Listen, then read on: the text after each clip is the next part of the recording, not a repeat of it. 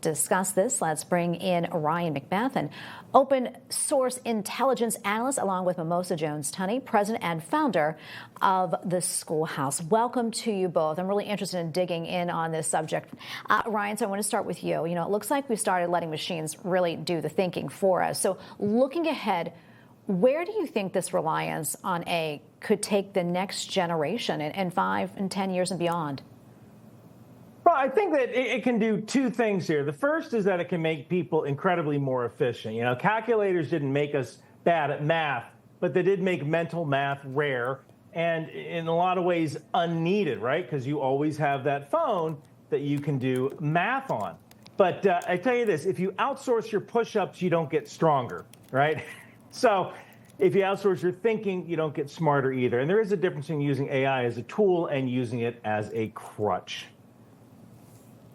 Very good point that's true. Mimosa, so we know like some careers may be impacted by AI, change, or just disappear altogether. Which ones do you think will be impacted the most? And how can we prepare our young people to stay ahead? And how are you doing that in the classroom? Well, think about 10 years ago what you were using on your computers and on your phones. That technology is obsolete. We really don't know what the mid-21st century is going to look like. But what we do know is that human beings need to be critical thinkers. They need to be problem solvers. They need to collaborate. And all of these things are not in line with AI in the classroom. Yes, I couldn't agree more with Ryan that AI in the classroom can be used for efficiency.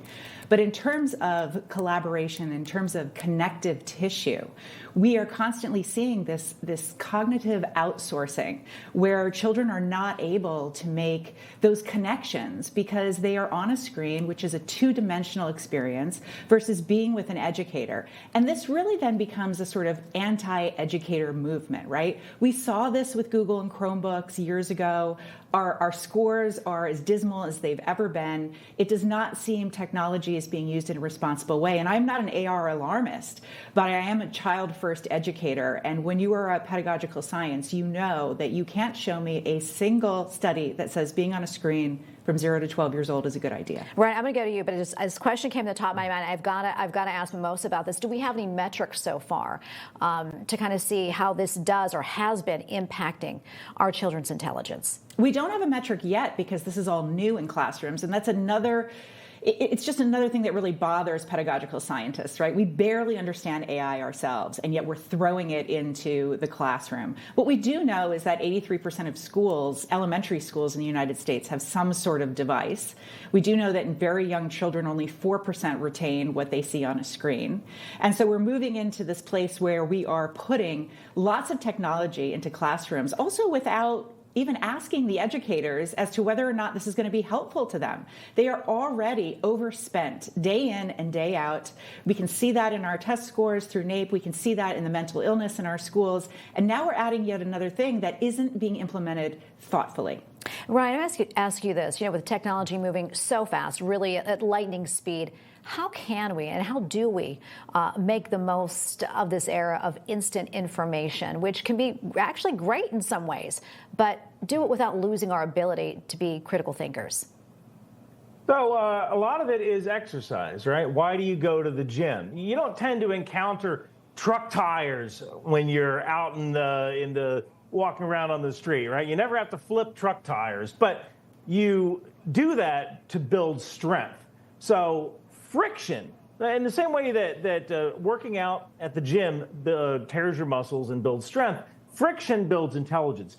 Right now, AI removes that friction. It's extremely efficient, but you kind of need that friction in order to grow.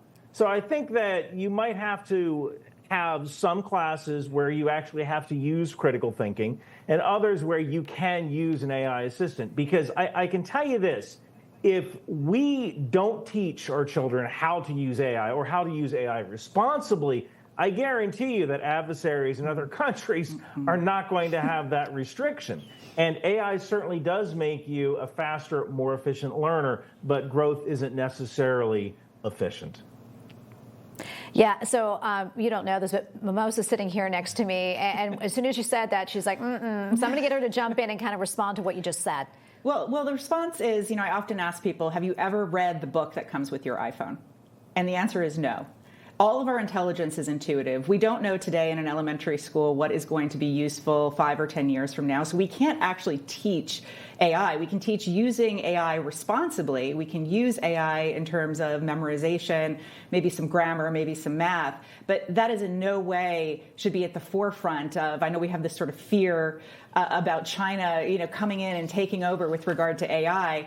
We need to go back to the future. We need to give our children what they need cognitively. They need to be outside, to Ryan's analogy, to working out, and they need to have some idea as to what AI is and what it functions, and how it functions, but not just AI in the classroom for AI's sake. Yeah, and Ryan, before we wrap up, AI is not going away, so we do have to find a way to live with it, right?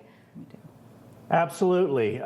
In fact, when you take a look at levels of efficiency, one of the things that people have said in the corporate environment is that AI really does make you more efficient in some ways. It can summarize emails, it can write an email if you can't find the correct words, but it can't really get you the job. So I think we do need both skills. All right, and we're going to leave it right there. Guys, great to be with you. Ryan and Mimosa, great conversation, bringing a lot of things to mind. Thank you so much.